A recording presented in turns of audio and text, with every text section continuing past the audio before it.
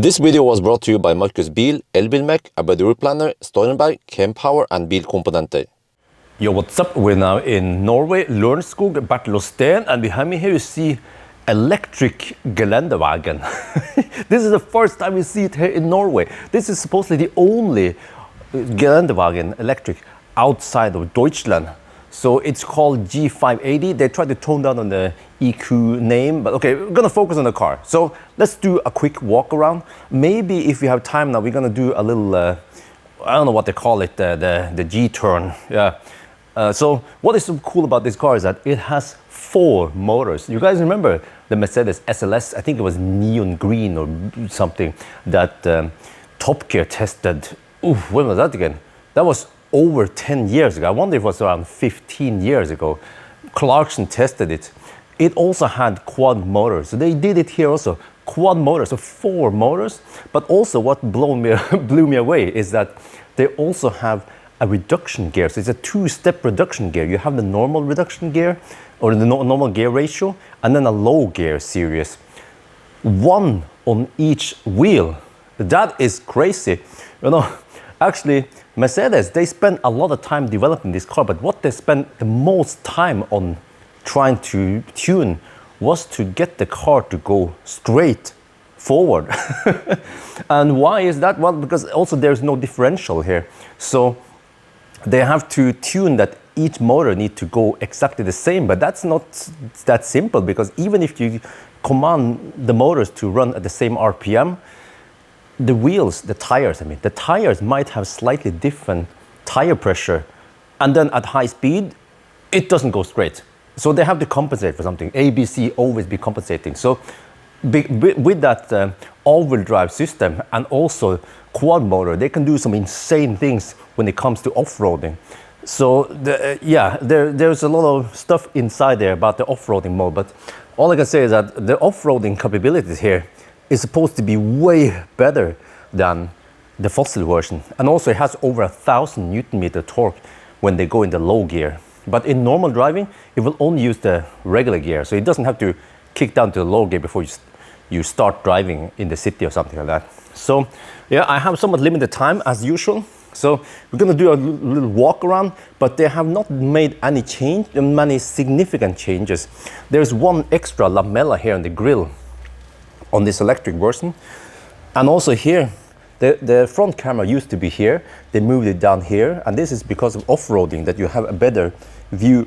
If you go over a hilltop, you will see better, you know, the cliff you're about to pass or something. Other than that, not much difference. So they try to make everything as original as the regular G-Class as possible. So here we have some cameras there. I'm looking for, okay, we have nozzles there. Inside, ooh, voila. But okay, let me pop the hood. Wait, where is it? Yeah, I can feel it. I always double tap there. Okay. As you see under the hood, okay, it has struts like that. It doesn't have heat pump. Yeah, it's a bit dirty because they have been on some safari. They have done some off-roading and stuff here. So actually, this G580 does not have heat pump, but Mercedes, they tried to put heat pump here, but they found that there was very little gain on it. Maybe they did go to Lapland. I don't know what's up with that, or maybe they did go to Lapland, but they actually chose to not have heat pump, just PTC, but they have heat scavenging, just like EQS, you know, the early EQS had it, also current EQS. So it can scavenge heat from the motors, the 4 motors and the battery. And they found that there was significant heat from the system to do the heat scavenging. That heat pump was not that much needed. So that's why it doesn't have heat pump. You can see down there, there's the motor, the drivetrain, you know, it's the one unit that has 2 motors stuffed together. And yeah, it's kind of hard to see it here, but they are down there. One motor is supposed to be over there, another one here with each individual gearbox connected together. This is a freaking engineering porn, man. One thing is me talking about this, but once we start driving it, we can experience how it is. Okay, let me see how they do this. It's Mercedes. It's proper Deutsche Panzer, yeah. So let's see.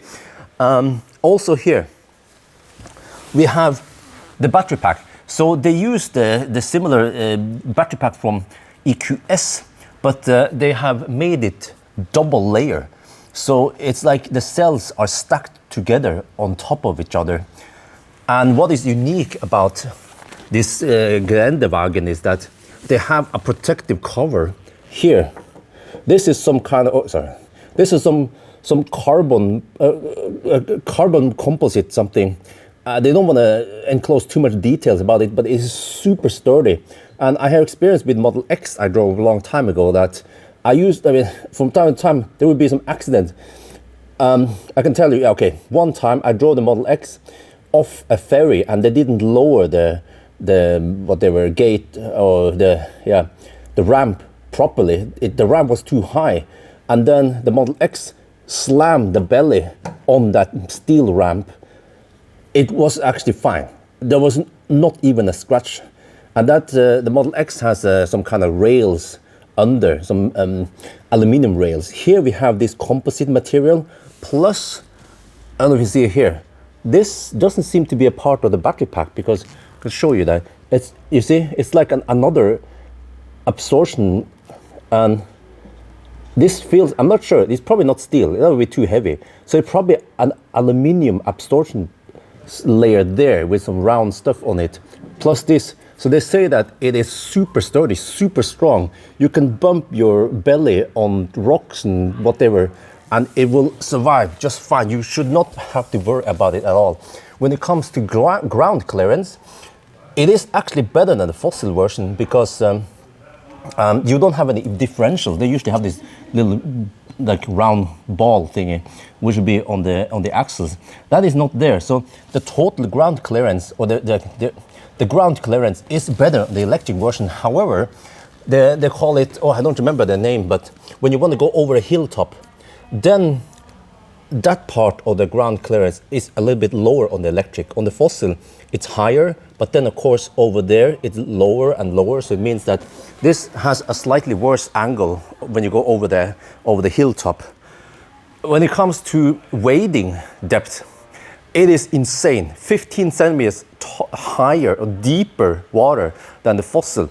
You can wade in water until here. Like, how high is this? I don't know, man. I haven't measured it, but it seemed to be maybe around 60 centimeters. It can go all the way here. If you go too high, then you get water into the air conditioning system. But the battery pack has been designed to take the water. You can submerge the whole battery pack. It's just fine. And then after you get off the water, the battery pack has been designed to drain the water out of the pack again. So that is insane. Look here, right? So fossil is here, kind of, which means that they have designed everything so that water does not get into the car.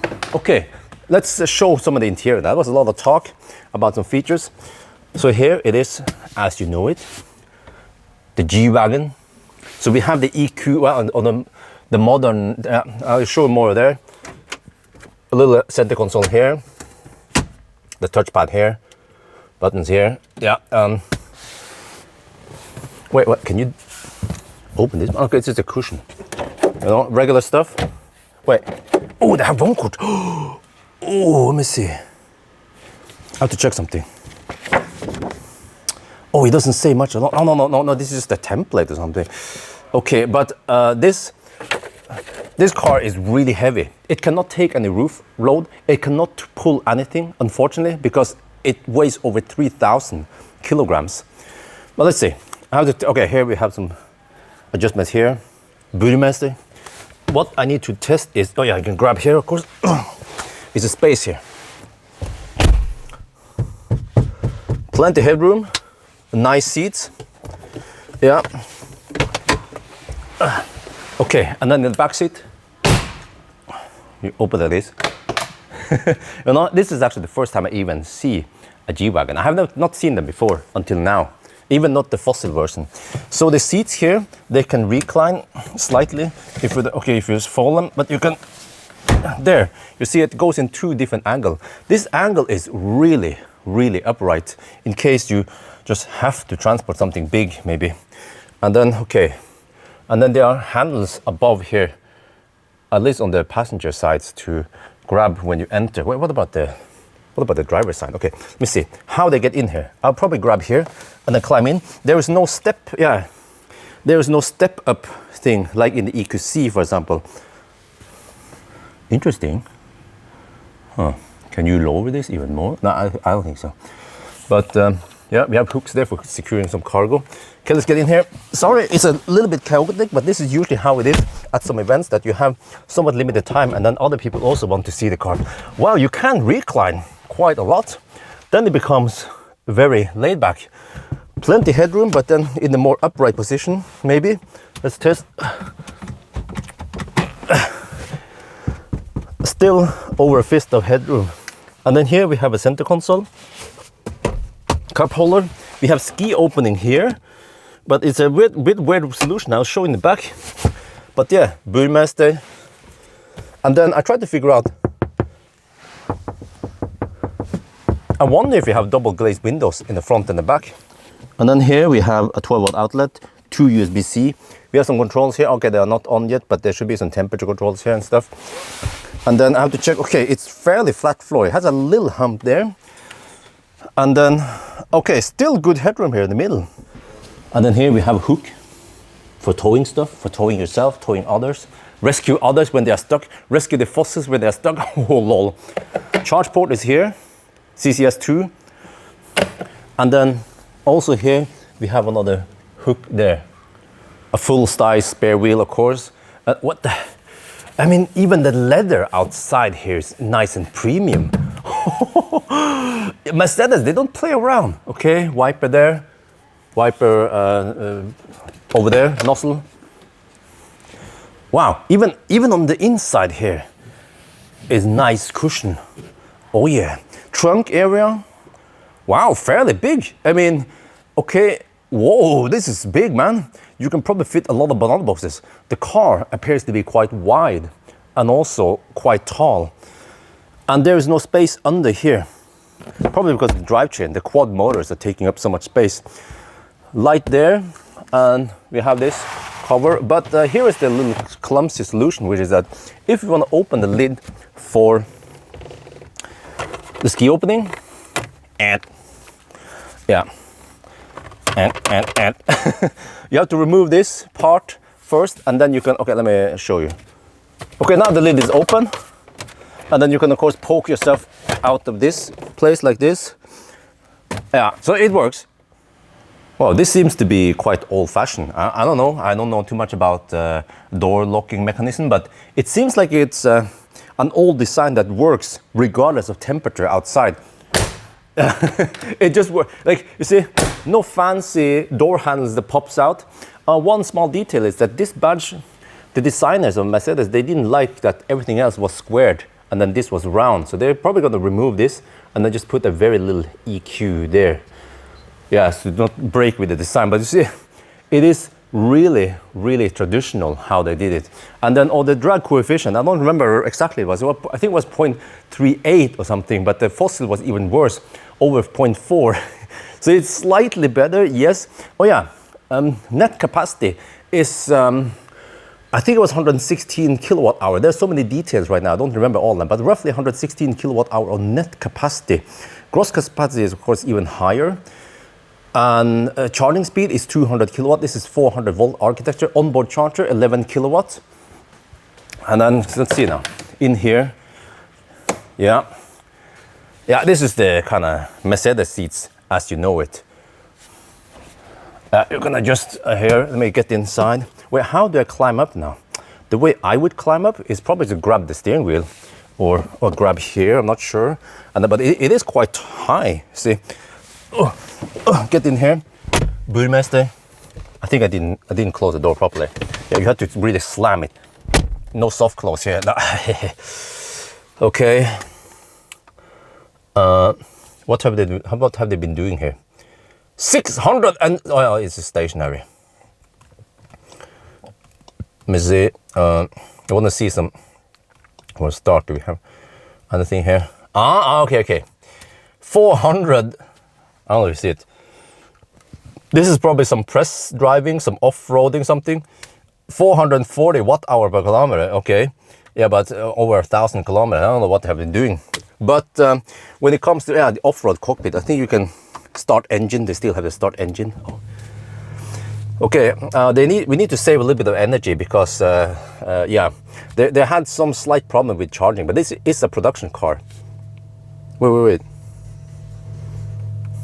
Stop HVAC here. How do I stop the HVAC again? I don't remember. Now I'm slightly confused. But okay, off-road cockpit, this is what you want to see. Oh yeah, and you have some different stuff here. Oh. Yeah, so, okay, or you can record also. Okay, I'm not sure why it's not available. This is for tracking. Yeah, okay, so they have some off-roading stuff there. And then some other settings. I'm not sure what all this is about. Okay, there's a button here that says low range. Low range. Bare i rock. What? So now it's low range. Okay. Let's stop it for now. Yeah, stop the car. Yeah, this is the way you know it. 19%. Yeah, okay, you've seen this before in the EQS. On the top here. Yeah. Wait, why are there no lights here? Is it because I turn off the car? Yeah, so standard stuff here. We have a sunroof, just manual. The car is already really heavy, like a blue whale. So they need to save some weight on everything, kind of ish. Headroom, plenty, of course. It's a Geländewagen. What do you expect? Let's see. Interesting. 2 USB-C there. But is this the phone charging thing? Huh? What? How am I supposed to charge my phone there? This is so weird. Huh? Okay, I'm not sure how the phone is supposed to work there. I should have read the manual, of course. You can take out these. These are freaking big cups. Yeah, that looks really weird. Where are you supposed to charge your phone? Ich weiß nicht. When it comes to range, they say that it's roughly 450 something, 470 kilometers, I think it was. And actually, the fossil Geländewagen, which has a 100-liter tank, also has the same range because it is so thirsty. We're talking about over 20 liters per 100 kilometers on the fossil. So in that regard, the range you get in the electric is roughly on par with what you get in the fossil. Well, except for the refilling time, of course. But you guys know it from 1,000 kilometer challenge. If you actually have to drive on a long trip, then you probably want to take a break anyway while the car is charging at 200 kilowatts. And also, one interesting discussion is, what about off-roading range? Well, they also have some off-roading range numbers that it is really good simply because when you're going off-roading, you have to go really slow, and fossil cars, they need to go in the high RPM to get higher torque and in the low gear, and they're actually just burning lots of dinosaur juice by mostly idling, right? Whereas electric, you use the electric motors only when you need it for propulsion. There is no idling here. There's no waste of energy here. And when you go downhill with electric, you can regen a lot, right? Whereas the fossil, probably using some kind of engine braking. So it would be interesting to actually do a side-by-side comparison with a fossil versus electric. My claim would be that the electric will have better efficiency, better range than the fossil in off-roading. So you see, there are some disadvantages with this car. It cannot tow, it cannot pull anything, it cannot put anything on the roof. But there are also many advantages with the electric. So this was just a short review of this car. Eventually we're going to be able to borrow it and do actually a regular test around the track, or I mean around the off-road track, and also regular 1,000 kilometer challenge. So what do you guys think, huh? Oh yeah, maybe I should mention one thing. In Norway, you can buy this, you can order this car, and it costs roughly 1.8, 1.9 million NOK. So that's the price range you have to expect now. And then when it comes to horsepower, around 570 something horsepower, I think it was. So yeah, I think that's gonna be it for now. I hope you guys enjoyed this video. As always, thank you for watching, and talk to you later.